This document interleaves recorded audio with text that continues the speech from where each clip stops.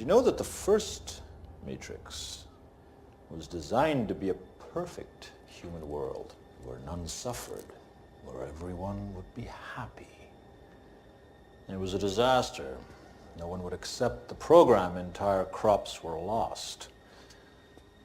Some believed that we lacked the programming language to describe your perfect world, but I believe that as a species, human beings define their reality through misery and suffering. So the perfect world was a dream that your primitive cerebrum kept trying to wake up from. Which is why the Matrix was redesigned to this, the peak of your civilization.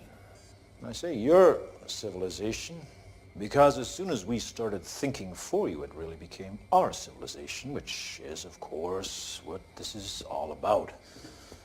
Evolution, Morpheus. Evolution.